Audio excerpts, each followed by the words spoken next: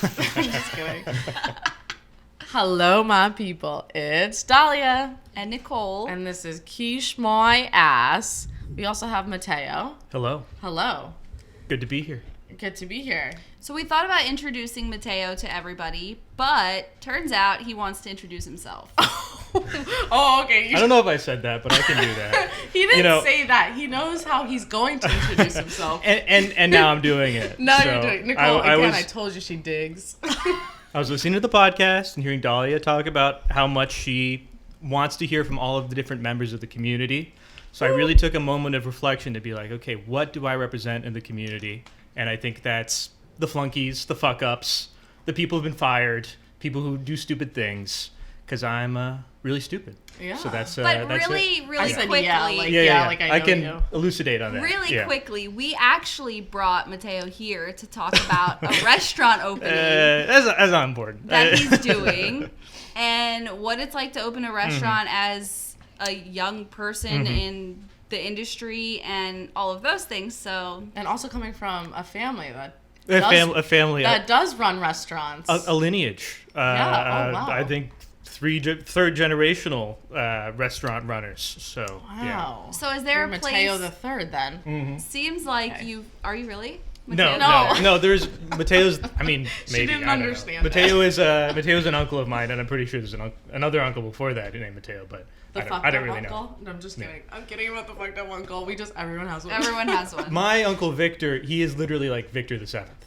There's like 7 Victors. That's like, funny. God. and he has a kid named Victor, and this is really sad, and I don't know. It's weird talking about this side of the family. They're never gonna hear this, but it's all so sad and fucked up.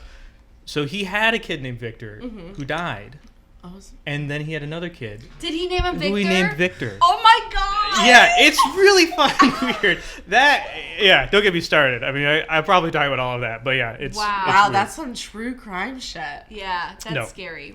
Yeah, that's weird. So, is there a place you'd like to start, or do you want me to dig and ask you questions? No, I can just start. Okay, so Okay, Let's- well, it started when you were 14. Sorry, what was 14? No, let's go back even farther. So Okay, how old are you? I'm 26. Oh, okay, so you're Yeah. I'm young. you're young and old at the same time. It's funny to think. I feel like Yeah. COVID has given everyone like, oh right, I'm 2 years older than the beginning of this like weird interregnum. But no, I'll go back before that to like how it begins for my family, or I don't know, this iteration of it. So my dad's mom, Trini, moves to Los Angeles in the 1950s, and she's El Salvadorian, and basically it's a whole complicated thing, but she's fleeing political violence, and opens up Cafe El Salvador in downtown Los Angeles, which was Awesome. still there until like 2019. She didn't Oh, run it wow. anymore, but like some iteration of it was still From there. the 1950s. From the 1950s. That's insane. Yeah. Pupusas, tacos. Love that. 1950, America. can you cook? Can you make us pupusas one day? I can make pupusas. Do you have yeah. a secret recipe? No, pupusas are very easy. I mean, I've made them, and I realize just- they're not yeah. hard, but I just don't want to make them. I'd like to have someone else make them for me. like every other world cuisine filled doughy thing, from dumplings to Yeah. bao to sandwiches, there's no recipe. It's all of those like tiny little techniques. It's the way your hand like interacts with the flour. It's just like stuff. So like I've made pupusas. I think I'm okay with it. At it. Probably Trini, who's passed, probably way better than me. All Yeah. things considered. Yeah. But so she opens a restaurant, and then Dad Oscar moves to Santa Cruz, California, which is outside the Bay Area, and he was studying to be a filmmaker, and somehow ends up in the restaurant industry like a lot of people, and ends up opening the Red Room, which is a bar, and then later the Red, which is like a local bar and grill. This is probably 1998. But they're when still they opened. open. They're still open. We're no longer involved, for a while. Oh, Yeah. okay. Oh, okay. Yeah, Dad's like So retired. he just was like, I'm gonna start owning a restaurant. Is that like he just woke up one day and was like, I'm gonna do this? No, he managed the White Swan, which was a Chinese restaurant. Okay. And I'm sure he started working there being in college. Was serving, and then the Santa Cruz earthquake happens, which is a big thing in local Santa Cruz history, and half of the buildings in downtown Santa Cruz are destroyed, including the White Swan, and then out of that somehow he gets the opportunity to open just the Red, the Red Room, which is just a bar. I mean, just like a dive bar, basically. Okay. And then from there, the Red Room and the 515, which doesn't exist anymore. And then Burger Santa Cruz and Burger Aptos, which are like burger beer joints. Just like naming a bunch of places. Yeah, no, I mean... That's a lot of work. And when he was really in the swing of it, he did all of the payroll, all of the scheduling, all of the menus for like 5 when you say restaurants. I can't owner. even brush my teeth Really twice quick, a when you day. say owner, you mean back of house, front of house, all of it? For him, What- all him? of it. All Yeah, of it. all of it. He did all the hiring and firing. He did everything. I mean, also there was someone else not to be named who was his partner in all this. Okay. Who there's a falling out and everything. But You always say yeah, this. You think we're gonna have one? No, Sorry. we're not. it's gonna all have one. it's already happened. So I'm starting it. So I grew up in these kitchens. I grew up in these restaurants. Even as a baby. It was like, and it was always. I think the food industry has really grown in just how much it permeates culture. Everybody Yeah. talks and thinks about food way more than they used to. Americans have slowly but surely figured out how to eat. But as a kid, everyone was like, that's a weird thing for your dad to do for a living. Like everyone was like, my compatriots, my schoolmates were always very weirded out by it. And it was, very special growing up in that kind of environment. So, what's your fondest memory of growing up in like restaurants? This is a great question. So me and childhood friend, Ray, we're in Dad's office. So the Red and the Red Room, which were really the like anchors of the whole thing, we're in a Is beautiful... that like related to the Red Table at all? No, my God. I'm just kidding. I'm kidding. No, Sorry. right, It's sorry. a podcast. No. Well, It's a podcast. it's a podcast style joke. You wouldn't get it. You wouldn't You get haven't it. heard a podcast with Will Smith. Am I remembering this correctly? Yeah. It's The Smith Jada family. Smith. Jada Smith. It's Yeah. not okay. Will's. Okay. But he's on it. No. So it's in the Santa Cruz Hotel, which is a historic building in Santa Cruz, and 2/3 of it are my dad's businesses, and then 1/3 of it is Planet Fresh Burritos. And above Planet Fresh Burritos is my dad's office, and sorry, No, it's okay. I gesticulate a lot, and she's putting me in my place. And in my dad's office, there's a hatch to the roof. So Ray, I was a very nervous child. So you and your friend Ray. Yeah, me and my friend Ray. I was a very nervous child. Ray was not, and he was like, "We should go up on the roof." I mean, I'm like 10, and I'm like, I don't know. I don't think we're supposed to. I don't know. So the bad could happen, and he goes and finds a ladder. This like 10-year-old child. This is like dinner service is on. So Yeah. like the kitchen's like a right there. Your dad doesn't care where you are. No, my No, dad you're is. there. I don't exist to him. Yeah. So Ray finds a ladder. The 10-year-old child carrying a ladder through the dining room to the office, and then he puts it on the hatch, and then we go out there, and we get up on the roof, and Santa Cruz, even though it's a little town, you can see the stars. So like we see all the stars, and it's Wow, a beautiful, wonderful summer night.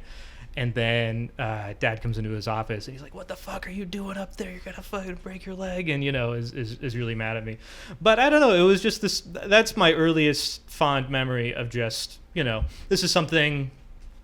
I was relatively young. It was the first time I was like, oh, I'm going off the reservation as a child. It's like, oh, Right. I'm having my own experience, not being sort of led through hallways as most children are. And who knew that inside of that restaurant there was a beautiful rooftop you could go? There's a beautiful, pretty typical rooftop. Right. As a kid, even now, I just love seeing spaces. I don't know, even like stupid, like if I ever work at a new restaurant, seeing all the little like, oh, here's the locker room, and here's where they clean the dishes or whatever. I just like little spaces. So as a kid, it was very magical. What was the one thing you hated about having a parent that worked in the restaurant industry? I mean, I don't know about hated. Mom also worked a full-time job, so I was a latchkey kid. When I wasn't hanging out at the restaurant, I was just home, and I think that kids are, they are so receptive of their environments, and they are so, I think human brains are meant to like in childhood just be around a lot of people. Like human brains developed in these like villages where you're around like 40 people all the time. There's always something going on. So like as a kid, Camila, my older brother's at a swim meet. Leo's a baby, my younger brother.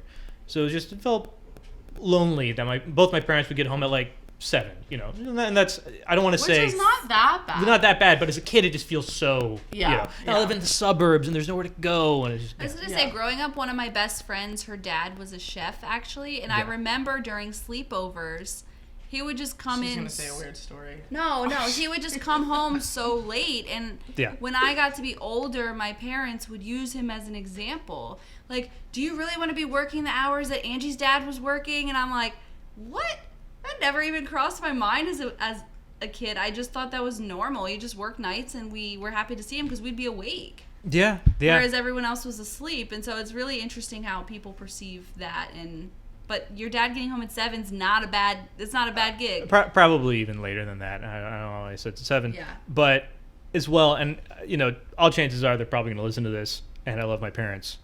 Something happened with my dad in the last 5 years where he started somebody sneakily injecting estrogen into him. He's just so much more blissed out and just a nicer person altogether. Oh, okay. So when I was a kid, Dad would come home late at night, and he would, there would be some dirty dishes in the sink, and he'd be like, do you think that Curtis's family has dishes in their sink right now? Going back to exactly the same thing. So he would never admit this. I will say this. I think a lot of people would never admit this. Work sucks, and it takes a lot out of you. Yeah. And no matter what, you are going to develop coping mechanisms for that. And it's going to be something good or it's going to be something bad. And, you have to live with that eventually. It came out how it came out in him, Yeah. Yeah. Well, he was probably used to yelling at people all day in the restaurant, said he didn't know how to separate. Especially just that generation. I was about to say, especially back then. Yeah. Because he and my mom are involved, and my mom ends up taking a bigger role in the restaurant, in the last couple of years, in the last 10 years. But he's like, I'm so glad I'm not doing this now because I couldn't, because I couldn't treat people the way they need to be treated anymore. It's so hard to separate yourself. I know sometimes our ghost toast and I have gotten into fights where he's like, you're not at work. I'm not one of your employees. You can't yell at me. I'm like, I didn't mean to yell at you. I don't mean to, but you just get so focused in what you need to be done. But anyways, enough about us. Enough about me. No, it's all about you. Yeah, it's all so, about me. All about you. Can you give us a little forward on you, and then you can take it all the way back? I can take it all the way where back. have you worked here in New York? So maybe we can have people connect with you a bit. And then we'll go back. I realize I'm a Brooklyn person. I worked at a couple of restaurants in the city. I worked at Wayla, and I worked at, I don't know, a couple other just Lower East Side restaurants. But really, the restaurants that sorry, I just burped. I'm a human being, baby. Really, the restaurants that I'm oh, this is really what made me feel like I'm a New Yorker is I worked at Maison Premier, and I worked at... Which is one of my favorite restaurants in Brooklyn. Yes. Yeah, I mean it's great. I mean, favorite bars. They do it. They do it amazing. As from a experiential point of view, it's amazing. I mean, they do it all. And then I worked at Sunday in Brooklyn, which is also a great place where they. I love it. I ate there. Super cute. And a few others. And a few others. And I worked at Kings County Imperial, Chinese cute. restaurant. And what's the other one that I'm forgetting? The other place. I used to live in Seattle, Washington. For college, and I worked at How to Cook a Wolf, which is one of Ethan Stoll's restaurants. Probably my favorite restaurant of his. It's we looked New it up American. because we're like. It's really great stuff. I asked her, I was like, how would you eat a wolf? And we both said braised. Well, she said braised. I said, yeah, that sounds good. And then I decided Tartar. wolf tartar would be my go-to. So you should really read, because you're in the food industry, the book that is referencing, How to Cook a Wolf by MFK Fisher. Have you read anything of her work? No. So MFK Fisher, I would say early 20th century female food writer, my favorite author, period. She's so amazing.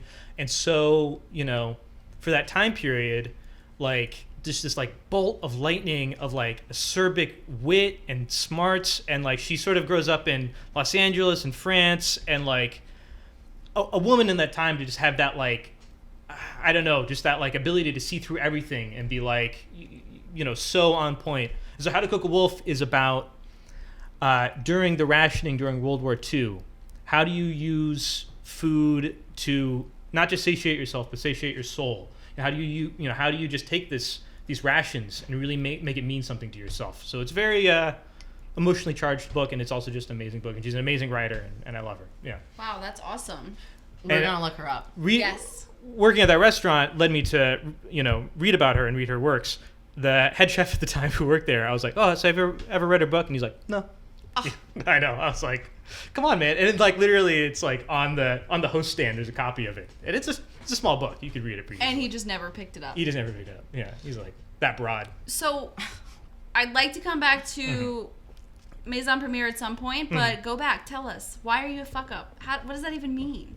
Aren't we all in this restaurant industry? Everybody in this restaurant industry has Dahlia said everybody I worked with is successful, which really rings some bells. Something along the lines of that. Of like, I feel like a lot of people I know aren't successful, and I think if I was not very privileged, I probably would not be successful. I'd be like making rent, which I'm totally fine with. But there's a lot of pressure on a lot of people. You don't need to be successful. I'm not trying to cancel you or anything you said. It's just canceled. Yeah. She's canceled. I'm already canceled. Come on, we don't even have 50 views. Come on.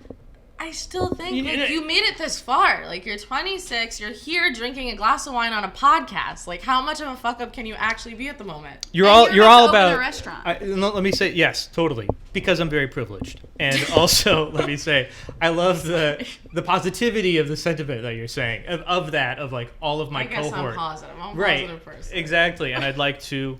I don't know, because I've been fired from places because I've done stupid things. I've been fired from a shoe store because they thought I stole $100. Do you want to talk more about it? I want to hear about that. No, I did get fired. It was right before my pre-SATs. I got fired by my dad. Wow. So that's where we came from. For good reason too. I totally agree with what them. What did you do? Back. Did you steal? Would you fire yourself? So I was a tall child, and I wanted to be Santa Cruz. I want to be taller. I want to be a baller. Santa Cruz is university town, so there's all these cool college students. So I just wanted to be an adult. I mean, that was like up until like now. I think that's all I wanted was to like be adult. So this bartender, Hannah. It's New Year's Eve. It's a girl. No, it's Christmas. Was it her fault? No. Okay. Oh my God, I feel so bad. And I texted her after all this happened, and I was like, I'm so sorry that happened. She never texted me back, and I never saw her again. You deserved it. And she's so cool. Tell us the story. Tell us the story. It's Christmas party, so Dad always threw great Christmas parties for the staff. I mean, he'd really do it all out. That's nice. And I'm like 16, and I'm like, Hannah, give me a shot of something, and just give me some liquor. Like I've drank before. At this point in my life, I like drinking a lot. Yeah. So I was just like, it's a Christmas party. Let me drink. And Hannah's like, she was cool, and she was like, yeah, of course. And then the assistant manager saw Hannah hand me something, And here's the other thing. I don't know, really. The West Coast people are fucking insane about serving underage people. Really? Oh my God, it's way more than here. Oh, because in New York, you could be an 8-year-old drinking alcohol. Oh my God, no, as long nobody as your cares. parents are at the table, nobody. No, nobody. Not. Oh my God, a 16-year-old could go out with their friends and get a drink. But they don't ID here. In California, they send like teenage sheriff's deputies into bars to try and catch owners. And if it happens like once, that's it. I mean, it is a real. So your dad probably took it seriously for his restaurant, not mainly you drinking.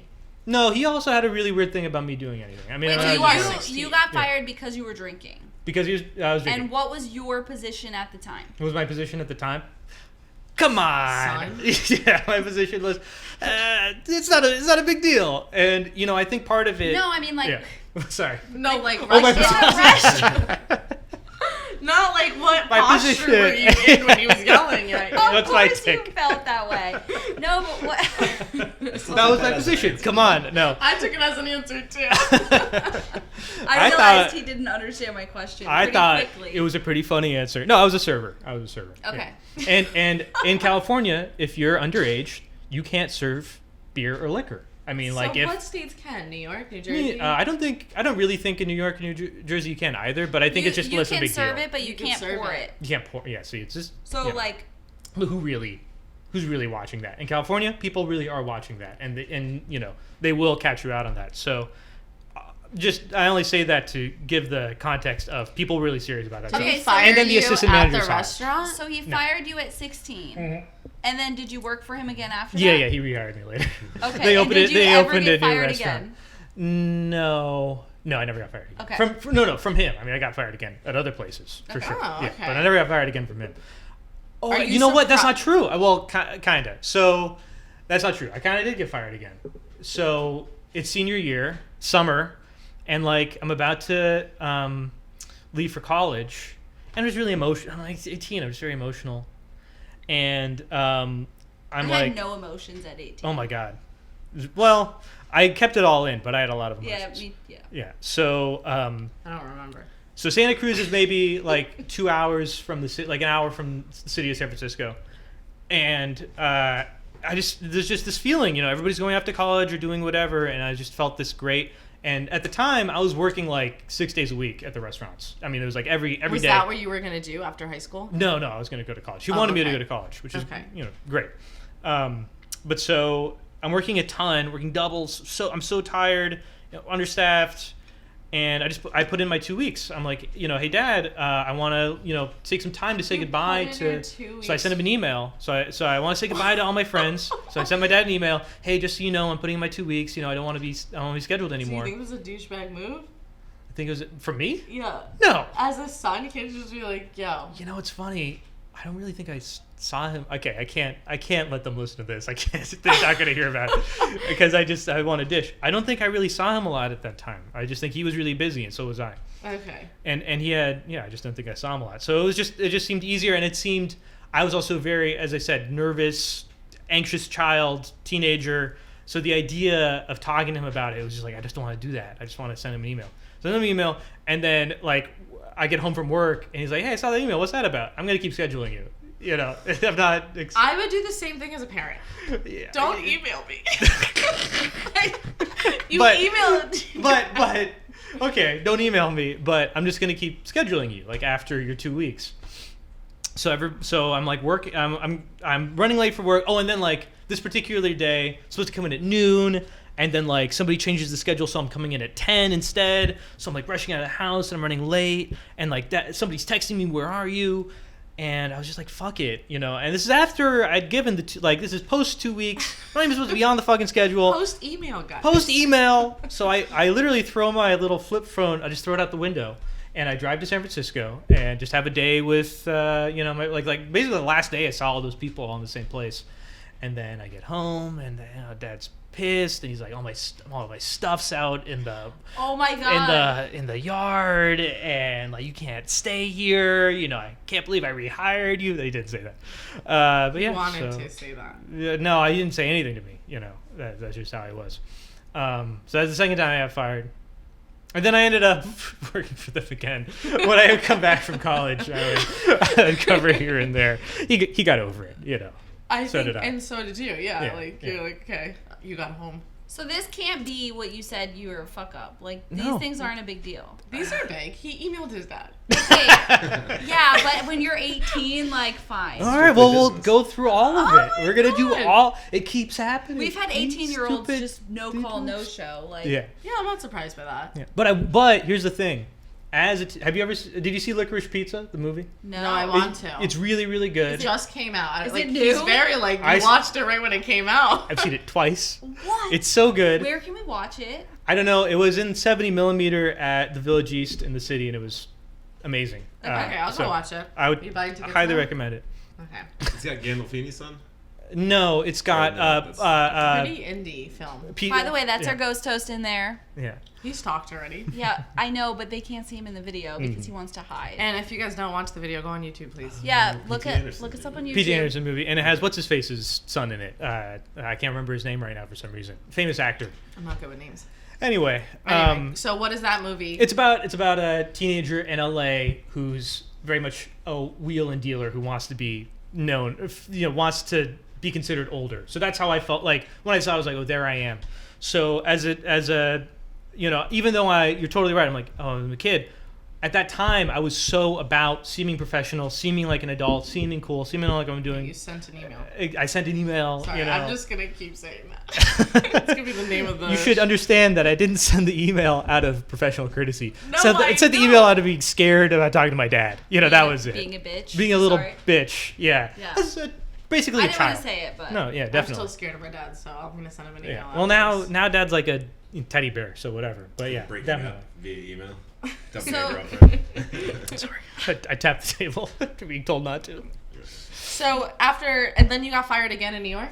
You don't have to talk about that. Yeah, I one got if fired you again in New York, and I thought it was pretty silly. I could talk about that too. I never got fired in Seattle. Good. Wow. No, but we could. Yeah, Guys, thank you. come on. Thank you. I got a warning. Oh, For coming to work sick. I was written up 13 times at my I've job. never been fired. Wow.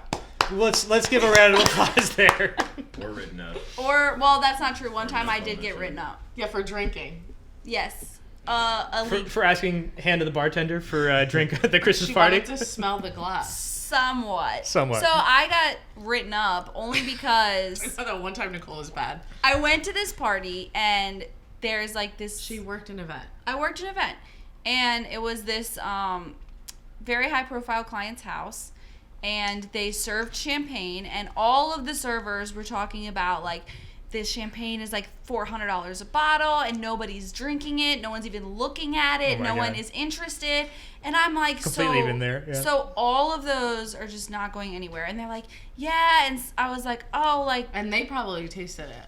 yeah, the servers were each drinking a glass, and I'm like, oh, can I have a taste? Like, just a taste. I wasn't anything else. And they were like, oh, yeah, okay, sure. And they brought me a glass, and I literally, like, didn't even sip it. Like, it didn't even come to me. I never looked at it. I never picked it up, nothing. It never even made it to the kitchen. I didn't care. I didn't ask. Like, I was like, oh, whatever. It doesn't matter to me. And so the next day, I'm at work, like, do, cooking, whatever, and my chef comes in screaming at me. You were drinking at work, blah, blah, blah, blah, blah. You were asking the servers for champagne and wine. And I'm like, wait, what are you talking about, first of all? And they're like, last night at the party, the housekeeper heard you. Like, I don't know. It was a big deal. Apparently, Fuck that housekeeper. Apparently, That's ridiculous. whoever was going to bring me a taste of the wine said it was for the chef. And I never got it. So they thought I was drinking on the job when really I never even tasted. It was just a nightmare. It was so dumb. I got written up. I never happened again. And the next time I went to that client's house, the woman of the house poured me a glass of wine and drank it with me. No, who I'm cares? like, Who cares? Me and What Nicole, the I fuck? didn't do it, but there was some keg stands going on. I did At it work. in the back of a van on the way back from the Hamptons. Oh my god, it was so dangerous. We were not That's so seatbelted. dangerous. I didn't do it. I literally said no, and no means no, everyone. There's a video of me doing that. There's definitely a video. And my boss holding the thing, so it doesn't matter. Anyways, back to you. We can't get in trouble. That was before getting in trouble. No, we can't get in trouble. Also, Guys, we can't get in trouble. the most incriminated person is in the photo. And he was above me, so it doesn't matter. She's just going deep on this one. Yeah. I like that it's van keg stands and you're like, no one had seatbelts on. I was in the front, so I definitely had one. No, I didn't have a seatbelt shotgun. on. We were in the back. So dangerous. No, There weren't there was enough no- seats for us. Yeah. That's not my fault. No, there was 3 seats, and then there was the 6 keg in people. the back, so people hung out in the keg. It wasn't 6 people. With There our wasn't- boss. But there weren't servers. It was just Anyways, anyway. back to you. Sorry. So tell us how your fuck up, because we Yeah, keep so interrupting I'll you. keep Start, going. do We it. gotta choose a new word to call him. No, I like it. I mean, it was my word. you were a troubled person. I like funky as well. Flunky. Flunky. I was not gonna say not funky. I'm no. funky. Flunky. Yeah. So in Seattle, I never got fired, but I do think I was a fuck up in new ways. So I was working for Ethan Stoll at a bunch of his restaurants, and basically I described myself at that time as like a teenage alcoholic. Like, so I worked at a restaurant that was at the bottom of a ravine, basically. Like, Seattle's all hills, so it's where 2 hills meet. And what I would do, and I lived at the top of one of the hills, and it was a bitch and a half to walk up that hill late at night, especially if you're drunk. So what I would do is I would park my car at the bottom of the hill, What? get to work, It's a hill. and then, yeah. Okay. So I park my car at the bottom of the hill, go to work, do my shift, go out drinking after, and I'd get in my car and I'd drive at like 5 miles an hour, shit-faced up my neighborhood back to my house because I didn't want to Okay. walk up my hill. So that's and that was like every single shift. I would basically do that. Which is like almost every day. Like almost every day. Okay, Yeah. okay. Not good. That's really the only fuck up behavior that I engage in Seattle. Yeah. That's bad though. Mm-hmm. That's Drinking still and driving is bad. It's very it. Very bad, especially if you're 19. You should not do it. You should Period. at any Never age. Never do it at any age. Not good. I am very strict on people doing it. Like when I was in college and I saw my friends doing it, I would be like, "Are you serious? No, I am know. sober. Call me. Like I will drive." Yeah. And there was a bus that would called take me. me up. Yeah, I should have called you. Yeah, you should. We would have found someone. Yeah. we are Uber. Yeah. That's how Uber started. At that same restaurant, I got mentioned in a Yelp review. Woo. Negative? A 1 star. I got mentioned in good Yelp reviews as well, but in a 1 star. So I was hosting this particular night, and it's Friday night in Ballard, which is like sort of like the West Village in Seattle. And this guy comes in, and we have like a huge reservation book. I mean, there's nobody's getting in who's walking in that night. So this guy comes in, and he's like, hey, table for 4. And I'm like, sorry, we don't have anything. And he's like, what are you talking about? It's like 5:30. The restaurant hasn't filled up yet. Like, there's lots of empty tables. And I'm like, yeah, it's Ballard on a Friday night. It's just crazy over here. And then his review was like, this kid was so flippant. Ballard on a Friday night. People like this are ruining Seattle. Just some, nonsense. Yeah. But it made me, right. I was called out like by name. And it made me feel really, So shitty. what brought you to New York? And how? So I was in Seattle studying theater to be an actor. And I didn't like it. But I ended up finding my way into doing stand-up comedy there, which I loved. And after doing that for, almost a couple of years, Seattle's getting really expensive. My rent so doubled. New York's cheaper. Well, it's like if problem. I'm gonna spend $1,000 in rent and do stand-up comedy, I might as well do that in New York City rather than Seattle, Washington.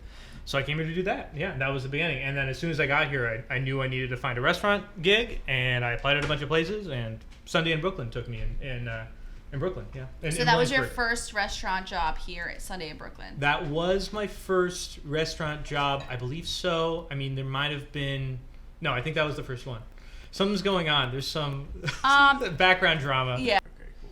We are back. Okay, so really quick, everybody, just so they know, Dahlia had an emergency and she had to go. She didn't like me. She didn't really. She wasn't really liking the vibe. She thought I was stinky, ugly, didn't like me. Yes, and a fuck up. And she'll be back. It'll be no problem. It's still gonna be a great episode, even though you guys are gonna miss your favorite hostess, Dahlia. She's gone from the podcast forever. Yeah, that's how bad this was. It's just me now. Bye. I'm taking over. Okay, so you were telling us about how you got to New York. Yeah. Why you got there. Also, I love your shirt. Thank you. Can you tell the listeners where that's from? Because I love this restaurant. Is it Indian Spice Grill, Street Grill? So my girlfriend, Allie, is from the South. She grew up in Tennessee and Florida, and she was just visiting a friend of hers in Atlanta, went to this Indian restaurant, and only had amazing things to say about it, and picked me up this T-shirt, which I like a lot. Batiwala. Batiwala, thank you. And they also own Chai Pani, and I love the owner. Like, Mirwan is amazing. He has taught me so much. He told me that I could be Indian if I wanted to be, based off learning the recipes. He was like, oh, you can join our family. Come, we can take you to India. I'm not going to India, but I love the restaurant. I fully support it. I hope that they listen. I'm going to share this with them because they're the best. Just based on the little that I saw of it, it seemed like the exact kind of Indian restaurant that I like, which was like good shit, good food. That's it, and I love that. It's so good. Okay, I'll go. I'll go to Atlanta. You have to go. Yeah. So this was a gift. This was a gift. You haven't actually been there. I actually haven't been there. Okay. Yeah. One day you need to go. It's a good looking T-shirt in my opinion. It's a great T-shirt. It's a great color. I'm jealous that I never got one. I love, so like half of my clothes are all restaurant swag, and most restaurant clothes not good, soft, breathable, good texture, fits me well. Big fan, good design. So haven't been to the restaurant, love the T-shirt. Great. Got to go to the restaurant. Is there a New York Batiwala? No, I don't think so. No, but there's Spicewala. They have an entire spice brand that you can buy all their spice. I could be like a. You're promoting I'm a them chai right now. pani. They're I love them. They're advertising. They're paying me. Nice. No, I'm just kidding. But they have a whole spice brand of their really, really special spices that are so different from everything else. I've learned all about Indian spices from working with them, and they're incredible people. So as long as we're just talking about my personal history, the middle school that I went to is linked with Hindu shrine in California. Oh. Shrine to Hanuman, god of wind. And it has a yoga center and a yogi. And so, like, lunch was Indian food. Wow. That's awesome. Every day we did an hour of yoga. It was great. Also, its own little insane world. But so I grew up eating a lot of curry. It's just part of the culture. Yeah. Wow. Okay, so you have a lot of food experience. I've eaten a lot of food in my life. Yeah, me too, actually. I think all of us have. So continue on your journey in New York City. Absolutely. So you're leaving you're at Sunday in Brooklyn right now. So I'm at Sunday in Brooklyn, which I got fired from. For what? Well, this is, of all the things that I feel like a fuck up for, this is the one where I just feel so... This is the only one that I still kind of feel outraged about. So, I started working there, I think they'd only been open for a couple months. I mean, literally like 2 months or something. And the manager at the time was a real wine guy and still is working in that world. Or the assistant manager was also from Seattle. And I met him when I came in to bring my resume. And he was like, oh, you're from Seattle. Like that, that opened a door. It was something. So he ends up hiring me. And, much like you guys talking about Danielle in some way, it's a big crew. Everybody's young and relatively competitive. And, Sunday in Brooklyn is not Danielle level or, per se level food or anything. They do amazing for what they do. And it was this entry to a different, I'd always been in like working for my parents or working even in Seattle. It was always just like a different level. It was like, oh, okay, this is the real shit. People take this stuff really seriously. The head chef, who I love, I just remember, they're sending out the whole fish and like they used the wrong butter on it or whatever. And he like really stopped everything and was like, this is specifically why we're using this specific butter, which I made for this dish, in particular. So even outside of the experiential, like if you respect me, you're going to do this right. And it was just this very like, this introduction to a different, like, jobs were jobs before. These people really loved what they did. And then, so when they first opened, they went through like general managers really quickly. They went through, I think, 4, in the time that I was there, which is a little bit over a year. And the last one, who I always liked, and I think we got along. I think what actually happened is that the owner was dining one night, and I was giving them the cheese plate, and I said the cheeses that were on the cheese plate last week, and I could kind of hear them, and I heard Adam, and he was like, and he got the cheeses wrong, and then he like said something else, but like that was the one, thing in the list of all the things that I'd fucked up. And so, general manager... I've only been for brunch, so I didn't realize it was a really serious restaurant for dinner. I don't want to talk any shit. When they opened, it really was. I went back a couple times ago, I think that chef kind of he has other projects, so things kind of got a little bit more casual. But when they first opened, it was really good. I mean, it was amazing. It was amazing food. Like it was something I'd never seen before. Right. Growing up in the restaurant industry, something I'd never seen before. So anyway, so I get called by the general manager, and he's like, I'm giving you a warning. You got the cheeses on the cheese plate wrong. And then straight up is what he said. Some people have been saying you don't smell very good at work. Oh my God. Which, so right now, as you can see me in the video, I'm a little unkempt because I'm stressed out, but I don't really sweat a whole lot. Pretty kempt person, typically speaking. I mean, I would like to say. So I was pretty mad about that. And then there were some other things. Was it summer? It was September. Because summer's hard. It was September. It's hot. It was hot. Gross. I don't think the AC. So that restaurant's like 4 stories. It's got like 4 stories of restaurant. And so the second story, I think the AC really worked well. And yeah, maybe I was stinky once. I don't know. I mean, like people are people. That's actually why Dahlia left. That's what I said. I know what I said. I was at the gym earlier, so I think I might actually. But sorry. Anyway. Well, I think you smell great. Thank you. I appreciate that. And there was some other stupid thing, and I was like, okay. It was my first restaurant job in New York, and I loved working there. I mean, it was probably one of my favorite jobs I've ever worked. And I was like, yeah, oh yeah. And anyway, I was like, yeah, I was sorry, and I'll not let that happen. And then I called out sick one day, and then that was basically it. That was it? They were like, okay, we're not going to schedule you anymore. So what happened after? Where'd you go after? After that, I worked at a lot of places, just trying to find somewhere that I liked, because around that time, I did grow a little bit of a backbone and was like, okay, I'm not just going to put up with anything. So I worked at this Israeli cafe in Williamsburg. I worked at a bunch of restaurants in Williamsburg. Which cafe? It's Israeli. I'd have to look up the name. I worked there for like a couple months, and just immediately was like, these people are not serious. Like, they do not know how to run this place. Like, just everything about this, it was just wrong. So I put in my 2 weeks, and then I found myself at Sauvage, which is co-owned by the Maison Premier people. Mm-hmm. So I started working at Sauvage, which is where I met the love of my life, Allie Huggins, my girlfriend. My partner, whatever. And so I started working at Sauvage, which is also a little bit fucky. It doesn't exist anymore. But generally speaking, was just a relatively good workplace. And so working at Sauvage, I worked at Maison Premier every once in a while. That's really, Thomas asked me for my resume before. I was like, oh yeah, I worked at Maison Premier. I worked at Maison Premier a handful of times, here and there. Yeah, to be clear. So I think that future state, like I don't know. I would love to have if I was ever in my life going to open a restaurant, which I think I'm leaning more towards Airbnb, a bed and breakfast. Not an Airbnb, a B&B. Yeah, sorry, Airbnb. No, bad. A real true bed and breakfast. A grounded B&B. A grounded B&B. Here in Brooklyn, New York. Well, the details we're working on. In Lisbon, Portugal. I need the funding. Yeah, well, if Dahlia, I don't know if she wants to be a part of that. That's going to be with my friend Nikki, and that could be anywhere in the world. We haven't decided. Dahlia mentioned Portugal on an episode. I went to Portugal over the summer. It is the best. You got to go. Yeah. Love it to death. I've been to Spain a million times, which I also love. But her Portugal, mom is all about. Portuguese, and so I kind of could tell. I'm a big fan. Yeah. Yeah. Lisbon's great. Coolest city in the world. What was I even saying? I don't know.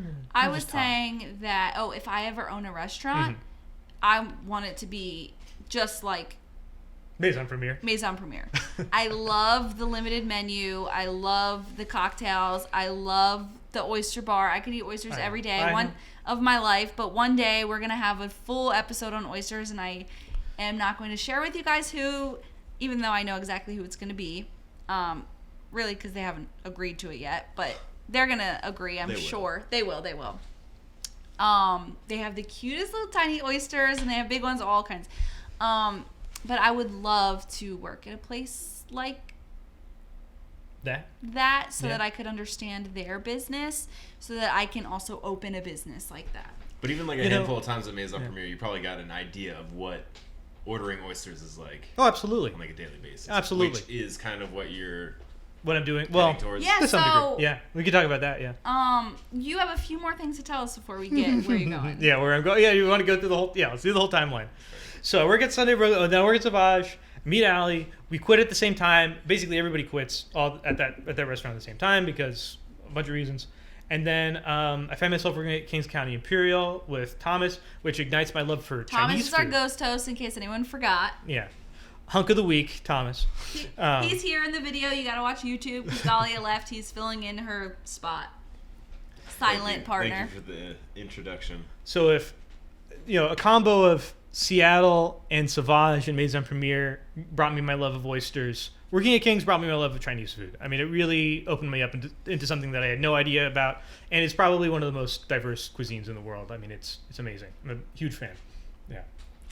Yeah, Kings County is amazing. That's where we got married. Yep. We love beautiful ceremony. It was amazing. Yeah. Well, that was not at Kings County, but. Yes. You were not invited. Sorry you weren't invited. Thomas at one point said, "Of course you're invited." I'm not offended that I was invited. I don't care. But he had. Did he say that and then not invite you? He said that and then he didn't invite me. Wow. Which how easy is it to say that someone's invited to something? Of course, it's no big deal. We did limit the number of guests because who knows the world we live in. No, and I'm not. And you could. I was actually. I probably could have, and I was busy that weekend anyway. So So what about after Kings for you? So after Kings, not the last shift, but the beginning of the end with Kings was the beginning of COVID. I mean, I worked at Kings for like a year and a half, and then COVID begins, and from there I was unemployed for a long time. Oh, and then I got cancer. So that was the next thing. Yeah. So that's not really a job, but that's the next thing that happens in my life. How is it? Put that on your resume. Yeah. Well, you could. Yeah. And people would be like, oh, shit. Well, it'd be better, if someone's asking, what's in the gap in your resume? It's like, I had cancer, couldn't walk for, all of 2020. So how did that affect you? And this is something we have not talked about. People, like, being sick. Disabilities. We plan eventually to do a full episode on disabilities in the industry and how it affects people from dining to working in the industry to accessibility, all sorts of things. I have a friend who'd be a great guest for that, by the way. Send us their resume. You'd like them a lot. I would love to hear about it. We have it on the list. We have a mental board. Now we have a list. But what is it like working in an industry that does not, any kind of ailment you have, nobody cares. One, they don't care, but two, it's impossible. It's impossible. It's totally impossible. So the quick rundown is that I had a form of osteosarcoma or bone cancer, and basically, I'm a young person. I don't have like a doctor. Is there like hereditary? Nope. Just random. Just a random. One piece of my DNA is wrong. One piece of the DNA goes this way rather than that way, or whatever. I don't really know this stuff. But so I don't really have a doctor. So I'm working at King's, and also I was working at Aduela in the city, a Thai restaurant, and my knee starts to hurt, and I'm working, every day, long shifts. Like, it makes sense why your knee would hurt. So I start going to physical therapy. And my knees hurt too. My other knee hurts all the time. Yeah. All of my limbs and body parts hurt. So I start going to the physical therapist, and he's like, yeah, you probably have a little tear in your meniscus, which is like a part of the knee. And so I'm doing physical therapy, and it kind of helps.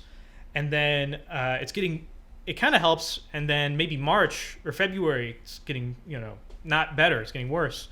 And then COVID starts, and I'm like, well, I'm not going to physical therapy anymore. I don't want to be around anybody. I mean, I couldn't. But the knee keeps getting worse and worse. I'm off my feet. It keeps getting worse and worse. And then around July, it gets so bad that you can physically see it. My knee starts bulging out in a way that it wasn't. It was like this much. For people listening, I'm making the 2 inches symbol. 2 inches of flesh coming out of my body where flesh had not come out of before, and it was getting bigger really quickly. So I call the physical therapist, and I show him a picture, and he's like, okay, I'm going to send you to a sports doctor. So I go to the sports doctor, and he sort of examines it, and then he leaves the examination room, shuts the door, but he probably doesn't realize that I can hear him through the door, and he's talking to his companion, and he's like, I've never seen anything like that in my life. I have no idea what's going on with this guy, which is not a good thing to hear. No. So he orders an MRI, and they're like, oh, you have cancer. So the sports medicine doctor told you had cancer? No, he sent me. No, you're right. He sent me to a surgeon. He sent me to someone who deals with stuff like that. First, I got an MRI, and then they sent that MRI to, I can't think of the word. Basically, somebody who does surgery. An orthopedic surgeon. Thank you. Who really freaked me out, and I ended up not using him for surgery, but was the beginning of it. And then I found a new guy, and then I went into treatment. So during this time, I'm on unemployment. This is 2020. If your job was lost due to COVID, you can go onto unemployment, which is good. But immediately, it was the sense of the first thing that doctor, the first orthopedic surgeon I went to, said to me was like, we're gonna probably remove your leg. Oh my God. And you're never gonna be able to walk around like you used to again. Like you're gonna lose this Did part they say of your that life. preemptively, or was that after a lot of research? I mean, you still have both legs. I still have both legs. So Most of both legs. Not I unless would've you're gotten listening a to our YouTube. Second opinion. So I Yeah. basically did. I basically did go get a second opinion. So yeah, he said basically once they knew what was going on, post biopsy, they were like, you're going to go through treatment, but there's a really good chance that we're just going to get rid of the whole shebang. We just don't want to deal with all that. So I was like, well, I should find somebody else. So I went and met somebody else, and he was like, we're going to put you through a similar treatment, but I can basically guarantee that you're going to, keep most of your leg.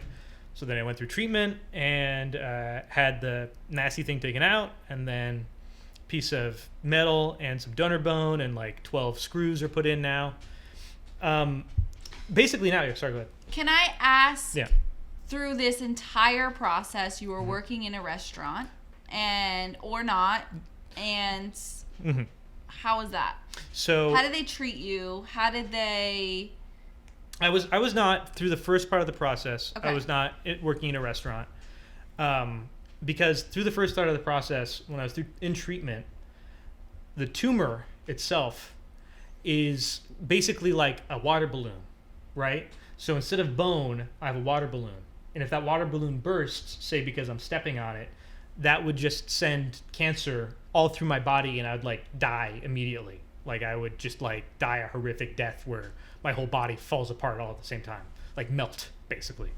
So at the time when I was going through treatment, I had to be in crutches like 24/7. Like if I'm getting up in the middle of the night to go to the bathroom. They treat you first and then they operate. And then they operate. So and yeah. hope that it shrinks it enough to operate properly. So the second half of 2020, I was in treatment, so I was in crutches the whole time. I mean, it was like literally everywhere I went. If you saw me out in the world, I was in crutches.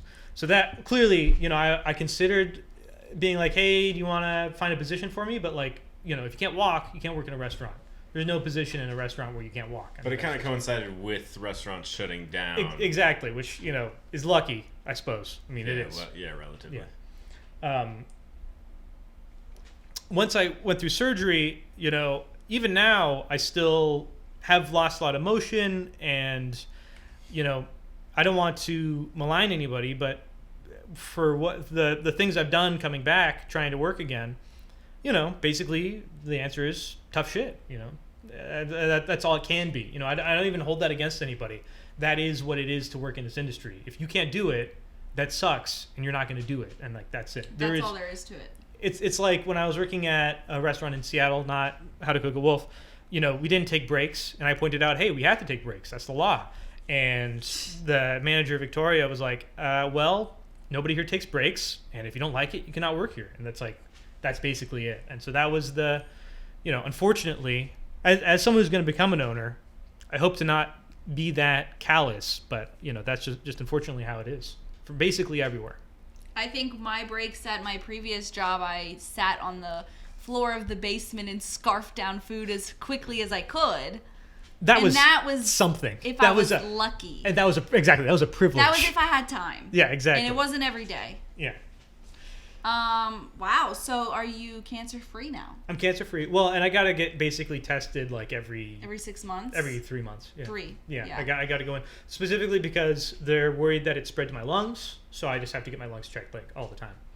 Oh God, with COVID, that is like I know, right? The worst possible scenario. As everybody said, it's like, what sucks about this era is if I feel sick a little bit, like who knows what that is, and that's like exactly how I feel. Like, oh, I can't breathe as deep as yesterday. Is something going on in my lungs? And then no, it's been fine. Yeah. That's good to hear. Thank you. So, sorry to change the subject. No, don't be sorry. What now? Well, did you work somewhere else between now and then? I went back to King's, and I did this and that here and there, but not really. And then the beginning of what I'm opening now, I mean, it really started in the beginning of 2021. I mean, that's basically when I started really thinking about it, that was even before I went back to King's. So this opening the new bar has been basically the project for the last year. So yeah, that's basically what I've been focusing on. And luckily, I mean, I obviously have to go places, walk around the city, but it's not as intense as bartending or serving or anything. So tell the listeners where you're opening your bar. Mm-hmm. I know because I'm excited. Well, maybe not because we're moving, but No tell way. me. What are you talking about? Like February. But tell me. Fuck off. It's at 492 Nostrand. It's in Bed-Stuy. It's 2 blocks away from the Nostrand AC. It's a 5-minute walk from our apartment where we are now, which is sad that we're moving. And we were supposed to be open January 1st, but because of COVID and everything, we're kind of pushing that back. And what's the name? Bad Luck. And it used to be a coffee shop. So it used to be Zabka Coffee, Yeah. and it was really beautiful interior. Oh, I love that space. So I don't know if you have much to change. I'm sure you do. Well, we have to put it. I mean, I want to make a kitchen. I have to make a whole kitchen. So there's a whole kitchen in there now, Yeah. and it's its own little room. But aside from that, and there's a whole bar in there now. Okay, so when you are opening a restaurant, and I think a lot of listeners, they're like, "Oh, the dream is opening a restaurant," right? Do you have a chef? Do you have a social media manager? Like, what is your process? Do you have partners? What are you doing? So it's a very small space. It's a focused menu. I'm the chef. I'm the social media manager. I'm the bar manager. I'm probably gonna bartend. I'm definitely gonna bartend. I'm definitely gonna bus tables. I have a couple people lined up to do like kitchen managing, but it's really my menu of food and. Can you tell us the menu? Yeah, totally. I mean, basically what the menu will be. Yeah, can you invite me and I'll do a taste testing of your menu and give you honest opinions? Do you want to do a live recording of an episode in the space? I'm fine with that. All for during a service.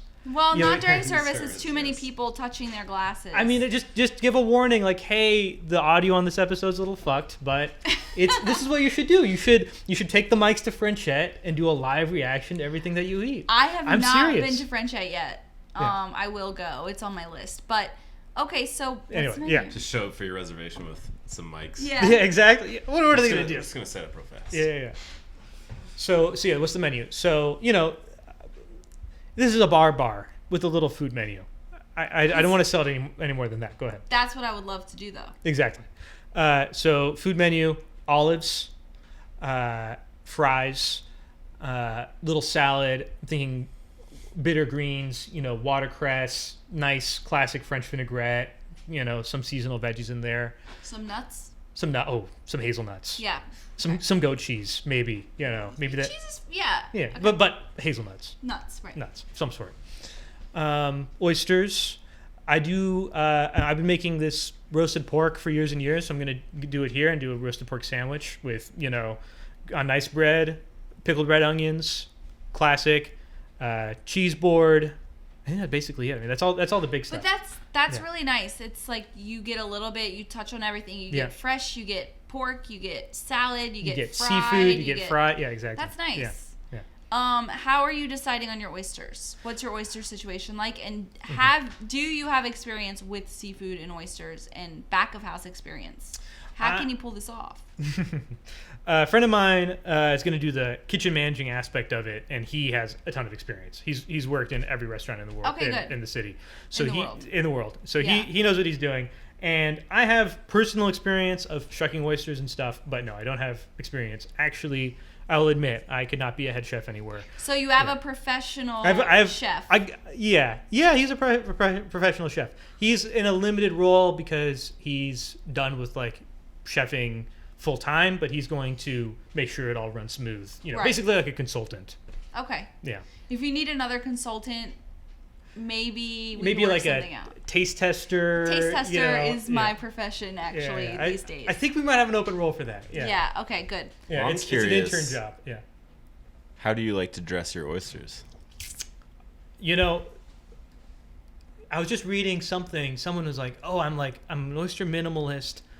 All I like on it is some mignonette," which I thought was a very silly thing to say because oyster minimalist is nothing on it. Is nothing at all, in my opinion. Or a lemon. Right, exactly. Even then, I'm like, so part of me is like oyster minimalist, but then I also really got turned on to cocktail sauce recently, and honestly, it's delicious. Big fan. I can drink it by the bucket, put that stuff on my oysters. So I I want one or the other. It depends on how I actually, feel. on my way here, talking to Thomas on the phone, I was like, maybe for Munchbox we should get a bunch of different cocktail sauces. And it's funny that you said that, but I didn't get any cocktail sauces because I was like, we can't just taste cocktail sauce without oysters. You can't eat it without shrimp. Like, otherwise it just tastes like ketchup and horseradish. Which is very tasty, but you need something. You need something. And if there had, this, if you can't tell, this whole interview is very spur of the moment. If there had been more time, I would have brought some oysters and shucked them for you. I mean, we would have done a whole tasting. We wanted to do that, but it's a lot, and we want to do a whole oyster segment, so we don't want to ruin. We don't want to exactly. And I'm sure there's people who know more about it than me. I love oysters. I'm not any kind of. I have an oyster farmer in mind. Nice. But not to say you don't know anything about oysters. No, that's what you said, and that's fine. Yeah, but there are people who know more. Just absolutely. Okay, so what about the bar program? Bar program, as I said, this is a bar. I have my cocktails that I like. I'm not going to reveal them on here, but my cocktails that I like. No, I'm not gonna. But the food menu's fine. Food menu's fine. Why? What do you mean? Why is it fine to tell the menu but not the bar menu? I understand. I'm sorry, I'm just asking. I'll be honest. I was trying to play it cool, but I'm. But the bar is more important. It's more important. I'm still tinkering with it, so I don't want to say anything which I don't feel, solid on yet. But what about the recipes? What do you? The kitchen. For the kitchen, you want me to go through the entire? No, but do you have recipes? Oh for that? yeah, for sure. They're all typed up. You want me to edit them? You need help? No, I mean it's all things that I make like myself. Yeah. Okay. It's, cool. It's like olives don't need any kind of recipe. Fries are pretty straightforward. The roasted pork is something I made forever. Oysters, watercress salad. It's pretty adjustable for the season and everything. Yeah. Cool. Yeah. Well, I'm happy to test cocktails with you. Oh, yeah, sorry, I mean that will have to be done. Our little cat host is in here enjoying Chovy. Anchovy. Chovies is here to speak her mind. Okay, so we've talked a lot. We talked a bit about Munchbox, so maybe we should move into our Munchbox segment. Maybe it's time. Let's do it. Munchbox. Okay, so as you guys know, Munchbox, our segment, today Mateo bought Munchbox I brought with him. Munchbox, yeah. He said it's not quite a truffle bread, but let's talk about it. What did you bring and why? So I had little time, but I wanted to bring something, the business is me, so really I'm promoting me. So we're not serving this, but what do I feel like represents me? And I think that, in the new world of food media, which is a gigantic industry, thrift is not appreciated. Thrift, reasonability, I don't know the right word for it, but just, reliability in the things you buy. So I have to eat a lot now, to try and maintain my weight, which I lost due to cancer treatment. And one of the things that I really enjoy is just tuna pate. So this is $3.99 can of tuna pate. From the grocery store. Is it called tuna pate? Yes. Or is it? It is not. It's not tuna fish. This is nicer. I also like tuna fish. It is nicer. It's not tuna fish. What's the brand? I'd have to look at the box. Okay. It's a nice brand. I've never heard of tuna pate. Like, I eat tuna fish. I like jarred tuna fish. I love tuna canned fish. Seafood. I like canned clams. Like, I'm fine with it. I've never heard of. This is tuna pate. It's got a little tuna on the box. It's great stuff. I also have some pickles that I very just like. This is just quickly like put salt on them. Not even pickle. Cat food. Vinegar or just salt? Just salt. The tuna pate is not cat food. Okay, nice. Just a little crisp green. I like salt. And some lemon. And some bread. This whole thing, probably a lot of nutrients in it. I don't know. I'm not a doctor or a scientist of any kind, but the whole thing probably costs like $5. Okay. Maybe a little too salty. I'll say that now. I love salt. Okay, good. I'm digging in. Okay, so salty, yes. Yeah, but I love salt. Yeah. So we have bread. We have tuna pate. Did you add anything to the tuna? Olive oil, salt, and pepper. Okay. Your salty cucumbers, which are delicious, and a squeeze of lemon. And this is the other thing is I think Americans don't know how to snack. I think most American snacks are sugar. And so, just figure out how to snack in a real way. And the olive oil is from one of our guests, Estelle, Strega Provisions. From Estelle, and the label for it is made by Extra Bitters, who's also a friend of mine, Small World. Wow, that's maybe we need him. He's great. You'd love him. He just had a kid. Okay. So I squeezed the lemon. I got the tuna pate. I bet my cats would be jealous. When I opened it, I was like, oh, they can probably smell that. That's probably why they came running. I'm really hungry, but that's very tasty in my opinion.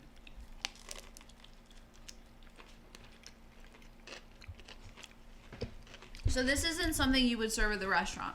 I mean, or is it? No, probably not. This is something that I would eat. Have you heard of the bar on the Lower East Side that serves canned seafood? I have. Have you been? I have not, but I would go. Maybe we would serve this. I don't know. I'll do whatever I want. My business. Yeah. Okay. This is pretty good. That's all I want to hear.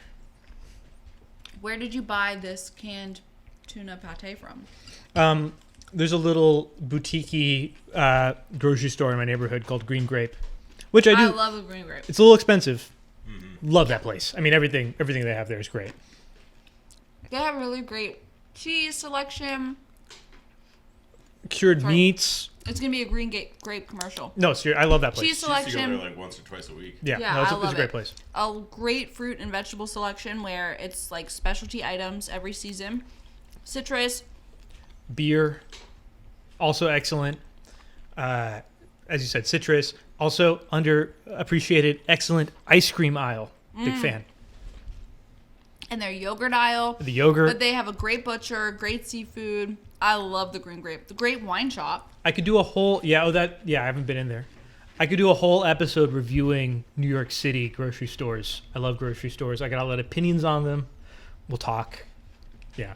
I would love to have the owner of the Green Grape come. Also, yeah, when I was working as a private chef, I used them all the time. The butcher, the seafood.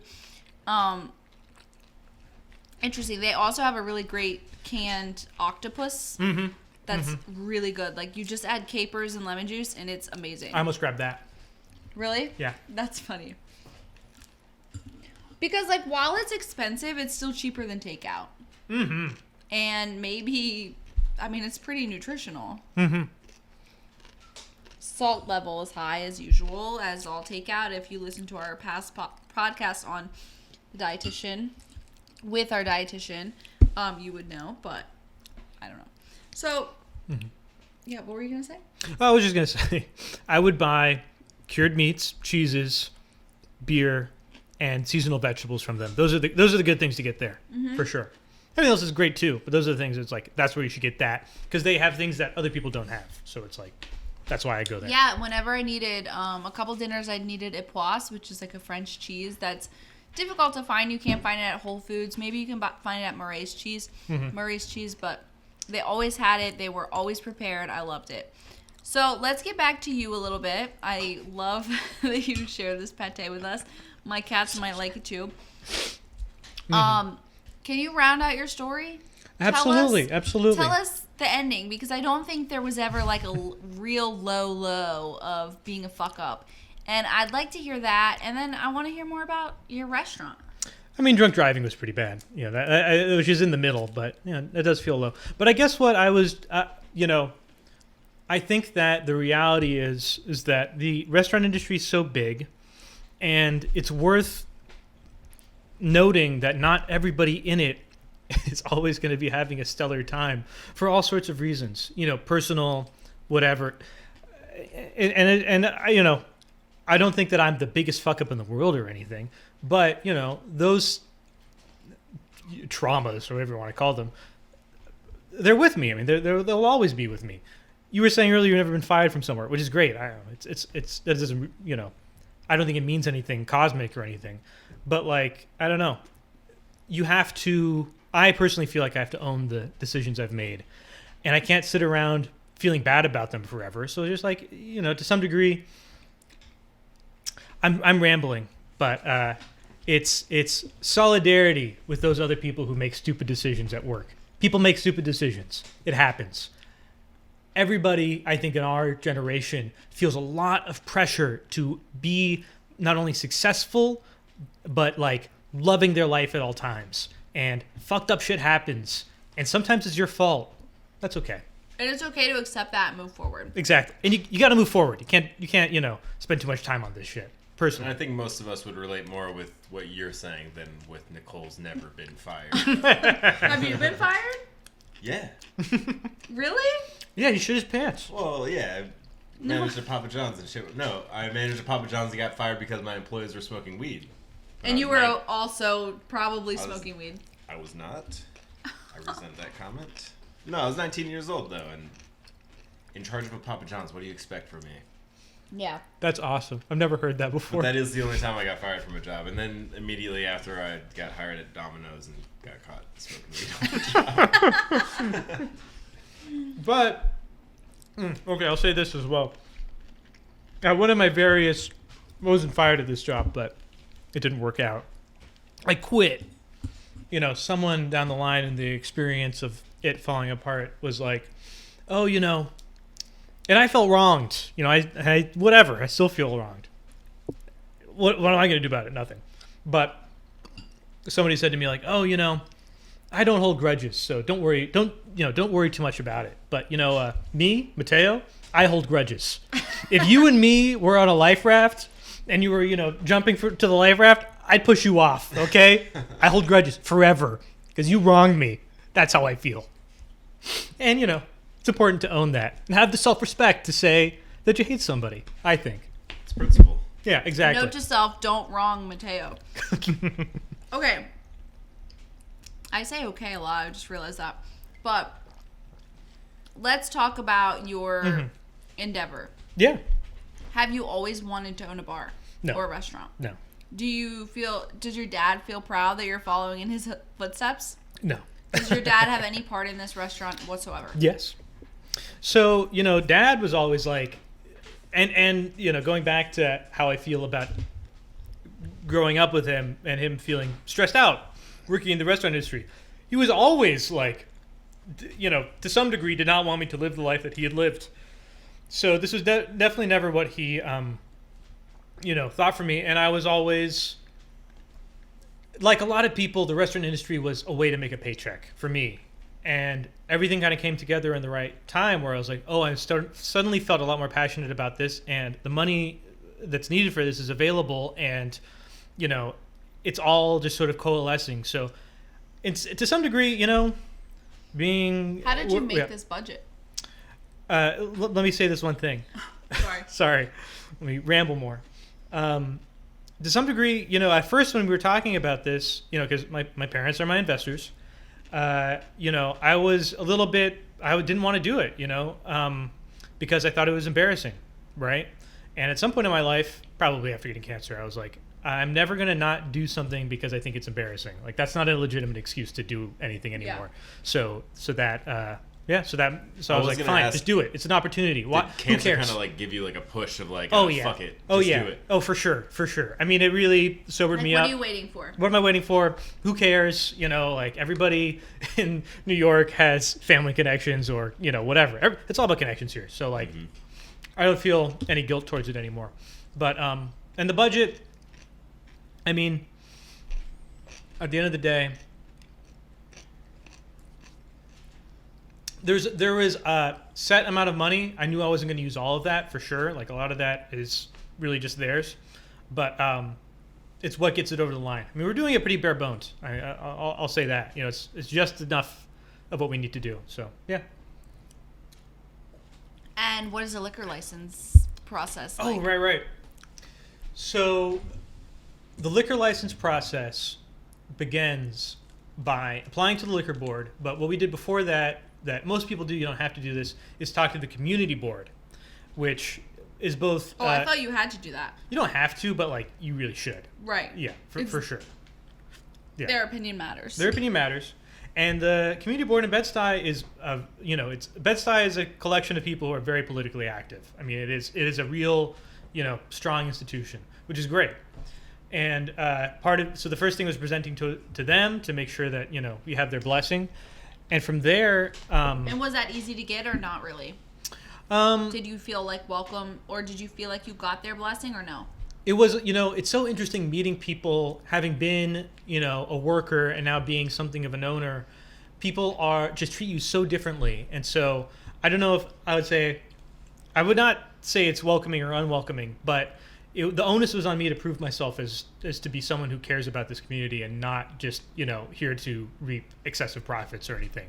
That was definitely my responsibility, is to be like, look, it's me. I'm here. I'm going to be here every day. I live here and I work here. I live here and I work here. My employees live here and they're going to work here and they're going to contribute to this local economy, and we're going to do it right. I mean, we're not shitheads, in my opinion. I would hope so. And so not anymore. Not anymore, right? Well, deep down, no, not in that way. And so, yeah, I mean, that was it. It's just, and it really, when it comes down to it, it's meeting people. And it's meeting people and it's seeing them as they are and what they need and what they need to hear from you, which is a learned skill. It's not something that comes naturally to everybody, to sort of approach members of a community who feel a lot of ownership over that space, which is completely correct, and be like, I know you don't know me, but please, open your heart a little bit to, basically a stranger. And people have done that for me. So what is your dream for this bad luck? Bad luck. For bad luck. My dream for bad luck. I'd like to get a play. I listened to the podcast quite a bit. Quiche My Ass podcast? The Quiche My Ass podcast. Okay, have you heard of it? Yeah. Not really. And I believe Ian asked you and Dahlia, where do you see yourselves in 5 years? And you two had great answers. But when I think of my business, I'm like, I just hope we're doing all right. That's why I'm a very reasonable expectation of my future. There's a large percentage of businesses that fail within the first year. Absolutely. And how do you plan on being different? To me, what I love in a bar is a sense of place, a sense of, here's what it is.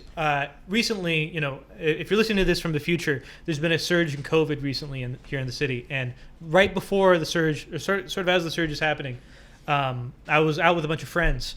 And it was originally supposed to be just like a little get together, but it ended up being this big thing. And basically the vibe from everybody was like, nobody has any fucking idea what's going on, but we want to go somewhere. We want to have a drink. We want to just be with each other. And so that's basically the kind of space that I want to be able to nurture, is somewhere that is reliable and of the community. Yeah. Awesome. Well, thank you so much for sharing everything with us. Thanks for having me. This was very fun. I'm sure that in the future we will talk more about taste testings that we do. You're going to do a live episode from It's possible. The bar at Bad Luck. I'm serious. We are going to definitely share your opening, definitely share your story. Anything you want us to share on our Instagram, we will do it. But above all else, sorry. I want to thank you for just talking and connecting with the people in the industry who haven't made it yet, and letting them know that it's okay. That it's okay to make mistakes. And even though I said I've never quit or never been fired, I've made my mistakes. But it's really nice because so many people here, they come and they talk about the dream, right? And you talk about how there is this dream and you are doing it and living it and breathing it, but there was so much more before that. And for all of us, we just don't all talk about it. Don't let anybody tell you that you're supposed to love everything you do. Work sucks. It takes something from you. And that's okay. It's what everybody has to do. I don't know. I don't hate my job yet. Well, they say discipline is learning to love doing things that aren't fun to do. Or that's not the quote, but... something like that. Look, it's a complex relationship. Like everything, you have to be able to... that's great. Power to you. Personally, I have to be able to, look at that and be like, look, I don't want to be standing up making drinks right now. I want to be sitting down drinking a drink. I mean, that's just it for a lot of people. For me in particular, for everybody. Positivity is also very nice. Don't let me be some negative person. Yeah. We have to find a good cap to this episode. I'm sorry. I'm ruining the ending. No, I think positivity is important. I'm drinking too much. It's okay. Thank you for joining us. Yeah, we don't have Dahlia to wrap this up for us. Exactly. We don't have Dahlia. Right. We're a little bit lost. No, I feel good about it. I think that the listeners, there's a lot to take away from here. I think everyone's excited about your opening. Any opening in Bed-Stuy is exciting, in my opinion. Sometimes they do great, but the space you're working in, the pandemic hit them hard, and they were only open for a year. It has a bit of a history, so you know. Maybe it's going to be a mess. I'm going to do everything I can for it not to be a mess. Sometimes things are messes. We're going to find out. Yeah. And we're going to find out together, and we will be here. So I want to thank...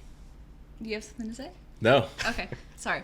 I want to thank all of our listeners. I want to thank you, Mateo. I want to thank you for having me. Dahlia for leaving, so I have to wrap it up. Bye-bye, Dahlia. Thanks, dolls.